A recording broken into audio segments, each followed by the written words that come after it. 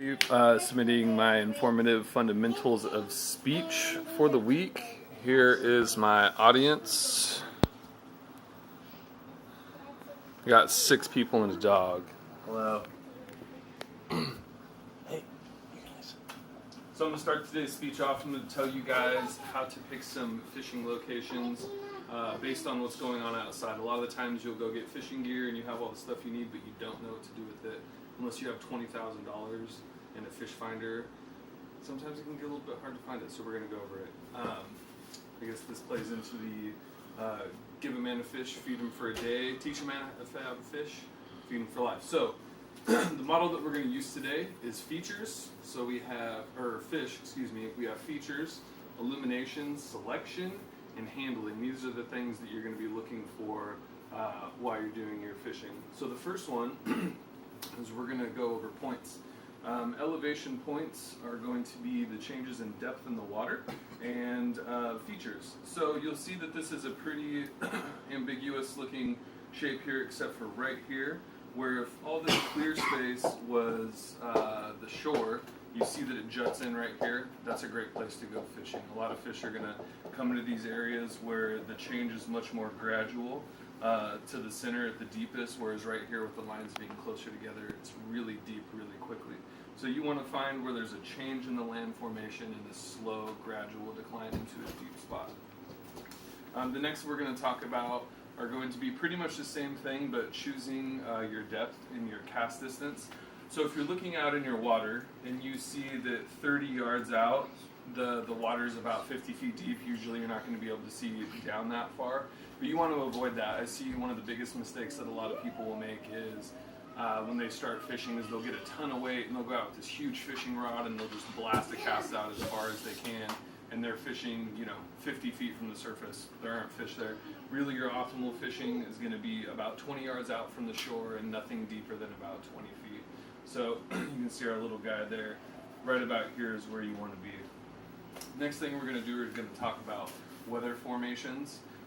So what happens with the weather mainly is you're going to get wind. So if we have our lake here and these arrows are depicting which way the wind is blowing, you're going to see that it's going this way.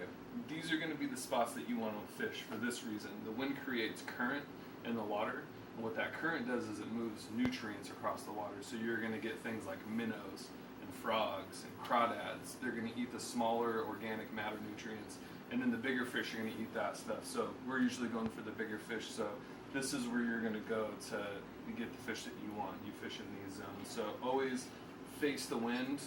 The wind should be blowing in your face when you're fishing, and you should be on the bank opposite. Now another feature that you're going to find, and this is going to be mostly in rivers. So if you imagine that the river is flowing this way, and you have a big rock, right? So where all the lines are really close together, that means that the water is moving faster, and when they're further apart, that's just kind of depicting where the slow-moving water is. So coming up to the rock, in front of it, the water is moving really quickly, but once it hits the rock breaks the speed of the water. And behind it, the water is moving much more slowly, which is where those fish are going to wait. So when you're fishing a river, you want to find the rocks and you want to fish behind it. And this gives them a great place to rest. They don't have to swim as hard to fight the current.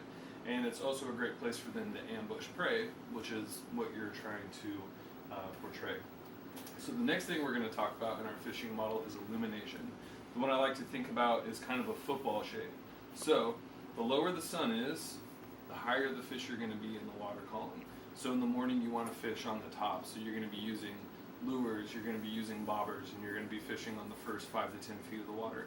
Later in the day when the sun's up, this water gets really hot, so you want to start fishing towards the bottom because the fish like the cooler water. Another part of that is partial sun. So when you have the sun coming over a hilltop or a tree, and there's a spot where it's sunny over here but it's shady over here, again, the fish are going to be up towards the top where the shade is and out here towards the bottom where the sun is. So you can fish either one of these spots because usually the shade's only going to take up the first 15 feet of the shore.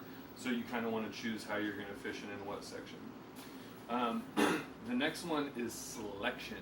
So this is where you're going to choose what you're fishing with. So you want to stay with the local flavors. Whereas here in America, we are much more likely to eat a hamburger than maybe in Japan, they might be getting down on a squid. So you want to make sure that where you're fishing, you're using something that is a local flavor. So instead of buying worms from the store, those things are usually from Canada, and they aren't here at Detroit Lake. So when you get to where you're going, go turn her over a rock, go pull some fish out of the water, fish with that stuff instead of stuff that you would buy from the store. The next one is going to be color selection. So when you have clear water, you want to go with a dark lure because it'll help it stand out more. And when you have stained water, so it's really muddy, you're going to want to go with just like girls with bright eyes usually go for dark colors, and dark eyes go for light colors with their eyeshadow. Same thing. The last tip in our model is H, which stands for handling, and it's really simple. Tips up. When you get a fish on, and your first reaction is to tug back as hard as you can. You want to keep it up. A lot of people will tug back and immediately put it down because it seems like it's easier to reel the fish in, but you want to keep it up and keep that pressure on. Once it's up, you want to fight your rod the opposite way that the fish is going. So if the fish takes off left, you want to turn your body to the right. If they take off right, you want to turn your body to the left. And that's how you'll get a fishing without losing it. So hopefully you guys will be able to get out there and experience some fishing and be successful with it. Thank you for your time.